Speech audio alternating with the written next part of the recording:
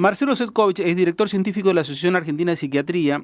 A Marcelo lo estábamos ubicando, llamando por otro contexto, que nos preocupa y mucho, que tiene que ver con la provincia de Corrientes, pero no quiero dejar de pedirle algún tipo de referencia de lo de ayer en especial. Hola Marcelo, ¿qué tal? Buen día, ¿cómo le va? ¿Cómo anda usted?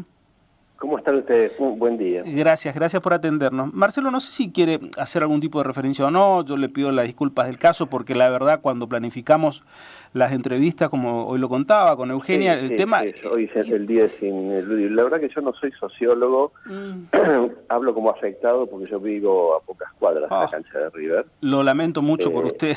y el barrio estaba sitiado y lo que esperábamos todos como una fiesta se convirtió, creo que yo por un error gravísimo de planificación de la llegada del ómnibus. Pues, a ver, uno no puede pasear el ómnibus por enfrente de la barra brava opositora en un drama.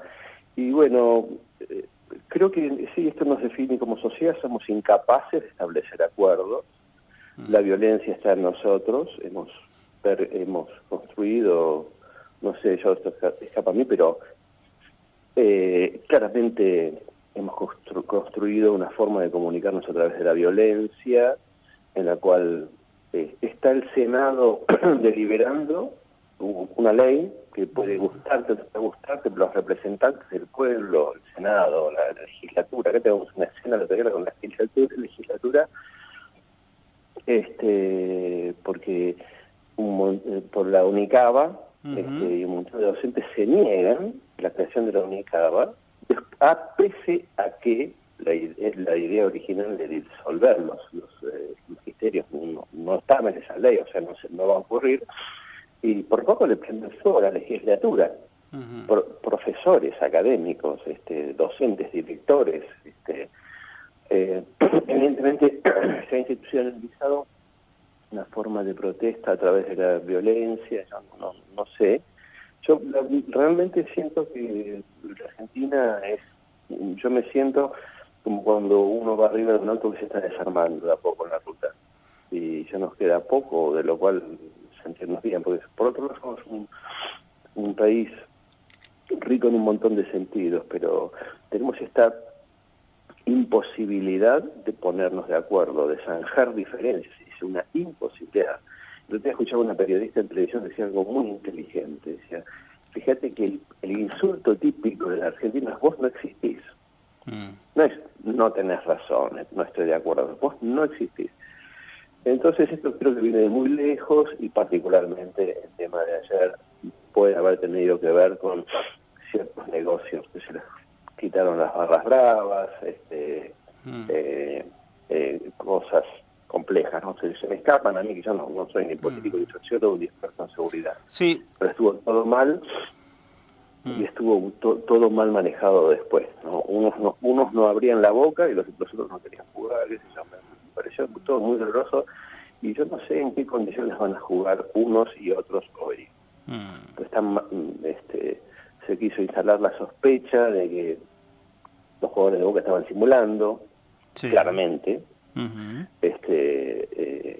Y por el otro lado, nadie abrió la boca hasta que terminó todo. O sea, todo muy feo. Ahora, un poco solidario. la pregunta que me queda, y que siempre cuando ocurre todo esto es, ¿la pasión puede justificar la violencia? No, justificar no, explicar, diría yo. Explicar, porque bajo las pasiones uno, el cerebro entra a funcionar en un modo pasional en el cual mis necesidades están por encima de todo argumento racional. Entonces el lóbulo frontal ponga en el medio de todo esto un poquito de alcohol y droga. Claro. Porque evidentemente las personas que apedrearon al ómnibus estaban o alcoholizadas o intoxicadas, ¿sí? Y muy lejos de culpabilizar a esas personas, tenemos que ser conscientes que son el síntoma de una sociedad enferma en la cual tenemos un nivel de exclusión social abrumador como no hemos tenido en nuestra historia. ¿No? Ahora, entonces... Sí. La pregunta es, ¿esto nos vuelca a nosotros en seres más irracionales? Esto de decir, la pasión por una cosa nos coloca y nos lleva a un plano de mucho más irracional. Claro, seguro, la pasión hace que uno se pueda movido por la pasión, ¿no? No movido por una capacidad de tomar decisiones en un contexto cambiante por el lóbulo frontal, digamos, que te permite evaluar el contexto y tomar una decisión. Sentirse el impulso, estas personas no pudieron inhibir el impulso de agredir físicamente al otro, ¿sí? Eso es lo que ocurre. Yo creo que la mayoría, la explicación es gente.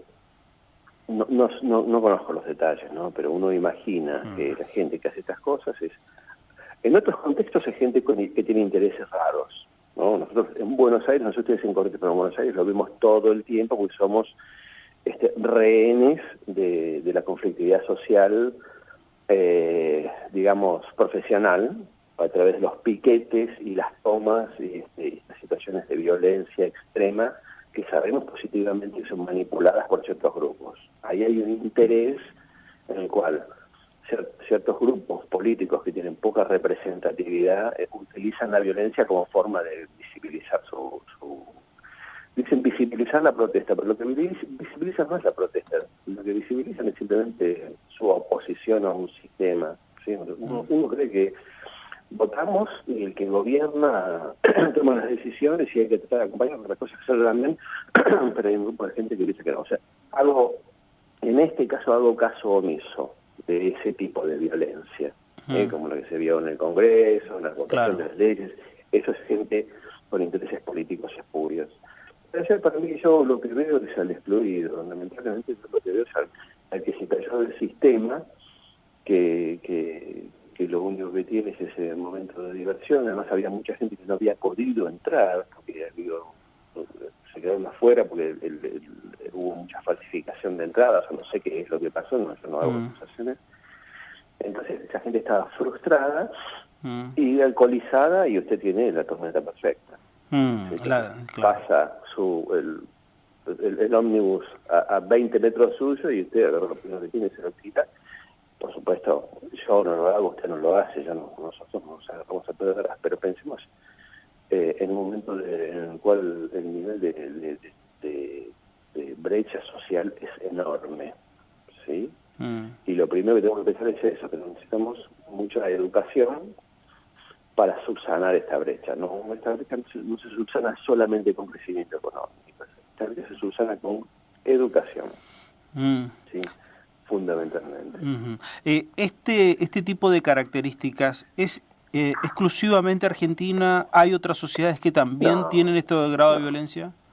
Bueno, estoy leyendo el diario, hay un clima, un dirigente de la ONU dice que hay un clima político actual que refleja la división de la sociedad. Estoy leyendo el diario de hoy. Fíjese el tema de los refugiados, fíjese el tema de las inmigraciones forzadas. Hay una situación que tiene que ver con un proceso social en esta cosa que tiene mucho que ver con la grieta, y que de alguna forma esta grieta boca arriba también se ve, ¿no? Que es la necesidad de generar un enemigo, que es típico de los líderes mesiánicos, de los líderes populistas, ¿no? Crear un enemigo común para combatirlo, ¿sí? Lo que hace Trump, lo que hacen algunos líderes europeos, para combatirlo, porque esa es la forma de manejar la conciencia de la población, porque todos tenemos un enemigo común. Entonces, la vuelta del populismo y la vuelta de los nacionalismos y la intolerancia es un fenómeno que trasciende las fronteras argentinas. Argentina es víctima de este fenómeno mundial. Mira, el tema de Bolsonaro, es todos síntomas de lo mismo.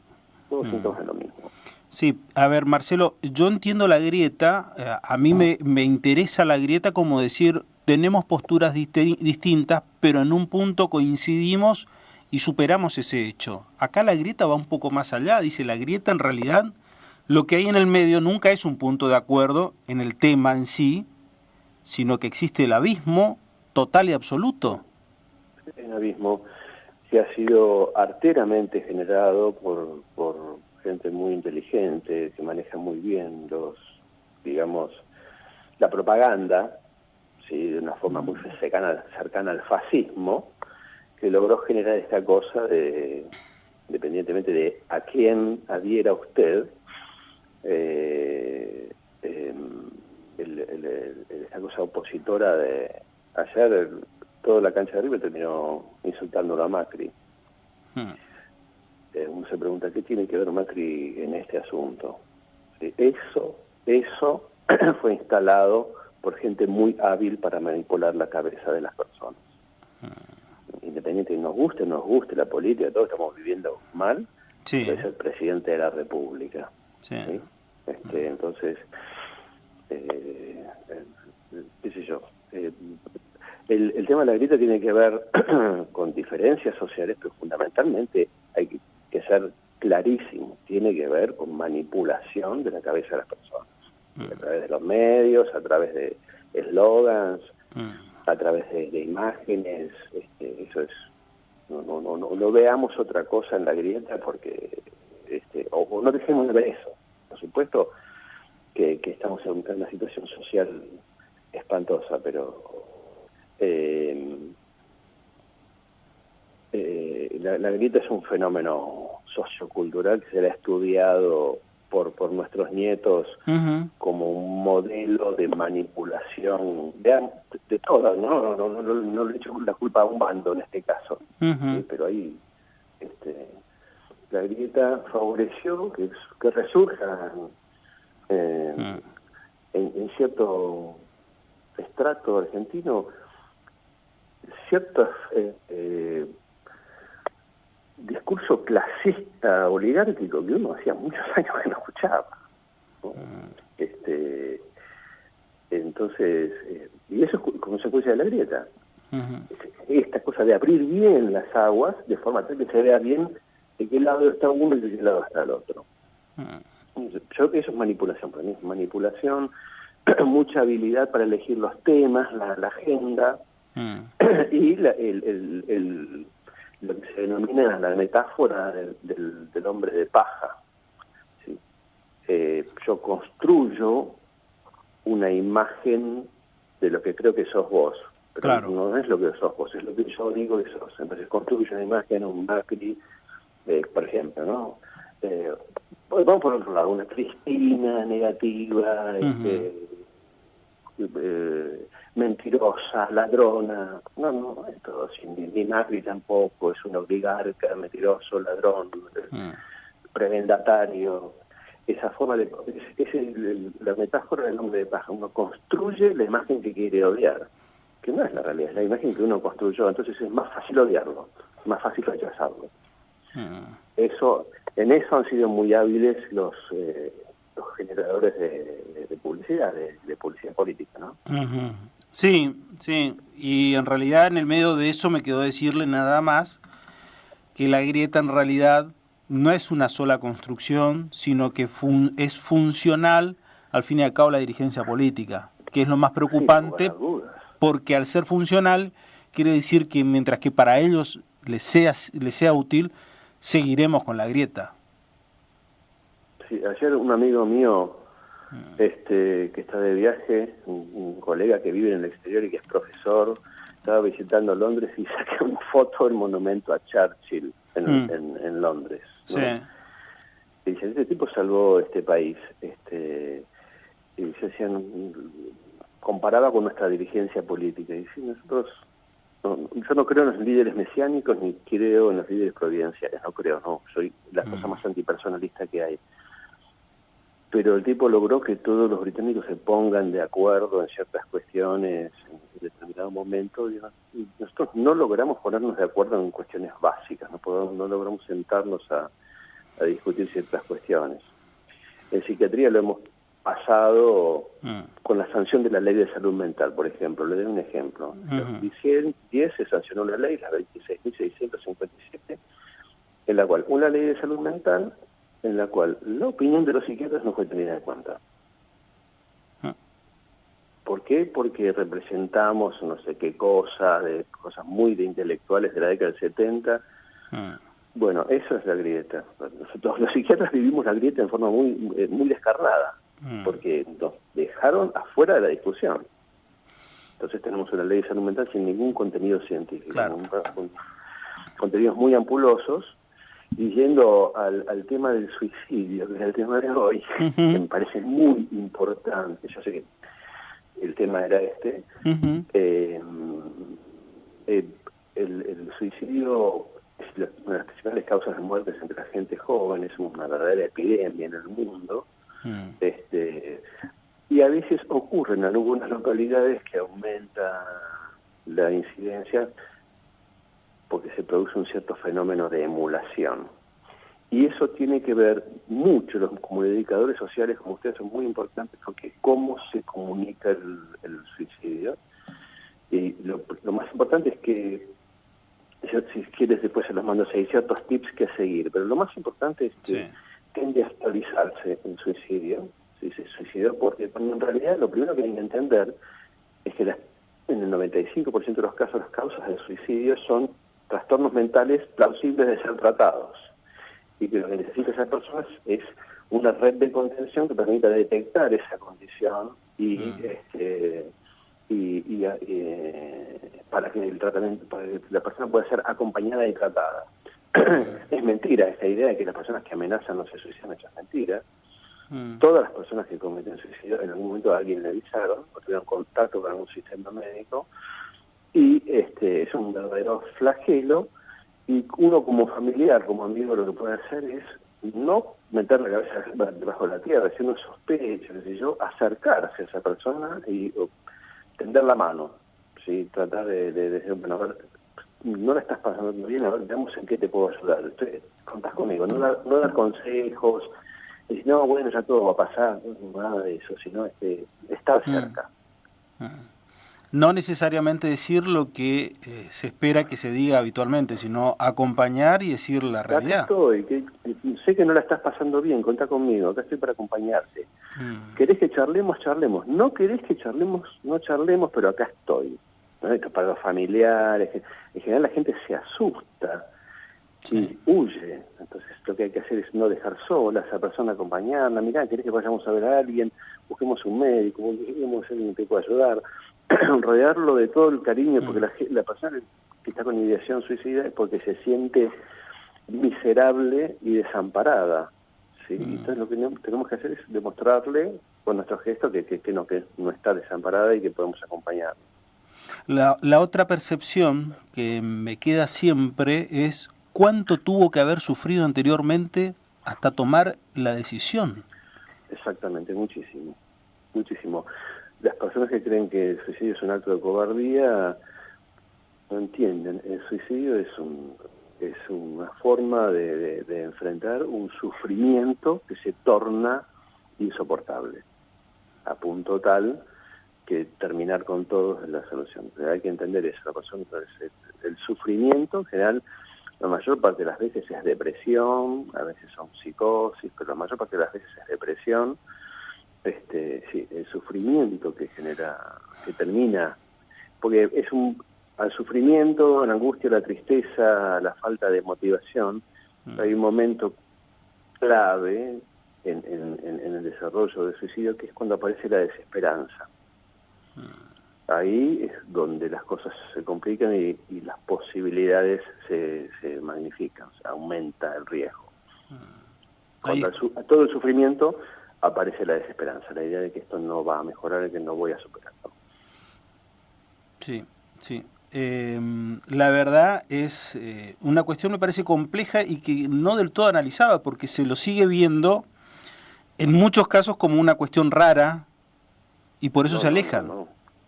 No, mueren más personas por suicidio que en las guerras. No es una cuestión rara, porque estadísticamente en el universo de uno es raro, pero no, entre las personas jóvenes es una de las principales causas de muerte, más que los accidentes, entre 15 y 25 años. ¿Sí? Entonces hay que estar sumamente atentos y no tener miedo. Por supuesto que hay muchos factores que complican, que hacen difícil, pero básicamente no tener miedo de hablar. Si uno sospecha que una persona está haciendo cosas hay ciertas cosas que indican que una persona está cambios en la conducta que indican que una persona está en riesgo. Uno no hay que tener miedo, hay que acercarse y decirle, ¿qué pasa? ¿Qué estás pensando? No hay que tener, antes se pensaba que no había que hablar de esto, no, Claro. hay que hablar. ¿Sí? Lo que no hay que hacer es historizarlo, explicarlo con teorías. Se suicidó por amor. No. La gente se suicida porque tiene un trastorno mental que requiere tratamiento. ¿Sí? Entonces, esto es muy, pero muy importante. Entonces, acercarse. No tener miedo a hablar. Bueno, vení, te acompaño, vamos a hablar con fulano, busquemos ayuda. ¿Sí? Eso permite que abrir una pequeña brecha en esa sensación inconmensurable de sufrimiento y desesperanza, y las personas se empiezan a sentir un poco más acompañadas. Y está demostrado que las personas no sabemos cuál es la mejor intervención, que sabe que después de muchas investigaciones epidemiológicas, después de muchos años, no sabemos cuáles son los predictores del suicidio. Sabemos que los antecedentes familiares, sabemos que el antecedente previo de intentos de suicidio es un factor de riesgo, sabemos que la edad, la juventud, los síntomas psicóticos, los síntomas depresivos, el consumo de sustancias y el antecedente familiar de conducta suicida son factores de riesgo, pero no tenemos formas de identificar de forma objetiva cuál es la persona que está en riesgo alto, ¿sí? Porque es un fenómeno esporádico, entonces es muy difícil diseñar un estudio que permita detectar esto. Pero las últimas investigaciones demuestran que no hay predictores confiables del suicidio que uno puede decir, ojo, esta persona está en riesgo. ¿Sí? Entonces, sabemos que como medida general de contención, el brindar escucha y un espacio de contención a la persona es la mejor forma. No necesariamente la internación, porque a veces puede ser necesaria, pero no siempre es necesaria, pero sí medidas de contención. Estar cerca, por supuesto, vigilar cosas como la tenencia de armas de fuego, sucesiones. Claro, sí. Muy interesante, la verdad, Marcelo, como para seguir charlando en un tema que me parece que es muy preocupante, y para los familiares, para la gente cercana de alguien que esté padeciendo esto, me parece que esto es bastante desesperante también, ¿no? Sí, pero bueno, hay esperanza, ¿no? Sí, los trastornos mentales son estigmatizantes e incomprendidos, como yo cuento en mi libro que acaba de salir, el estigma en las enfermedades mentales y la psiquiatría, que se puede conseguir en cualquier librería, sobre todas estas cuestiones, incluso de la idea de suicidio y de que los trastornos psiquiátricos son muy prevalentes, muy comunes, pero tienen tratamiento hoy en día. Hay tratamientos interdisciplinarios, psiquiátricos y psicológicos muy eficientes, así que el mensaje tiene que ser esperanzador. Siempre. La verdad que me quedaron muchas preguntas por hacerte. Te voy a llamar más adelante seguramente porque este tema... Cuando quieran. Esta semana, vos sabés que esta semana... Una buena charla para el domingo en la mañana. Sí, o sea que esta semana Corrientes, desgraciadamente, como provincia, superó la estadística de los últimos 10 años en lo que va del año y todavía resta un mes por delante comparativamente con los últimos 10 años. Ha superado la estadística y ahí surgía absolutamente todo. Te mando un abrazo, Marcelo, gracias, muy amable. Sí. Cuenten conmigo si necesitan información sobre el tema. Sí, un abrazo enorme. Gracias, como siempre, muy amable, Marcelo. Marcelo Svetkovic, hablando sobre esta problemática que, como recién lo decía, la provincia de Corrientes en su estadística ha superado la estadística de los últimos 10 años. Marcelo Svetkovic, director científico de la Asociación Argentina de Psiquiatría.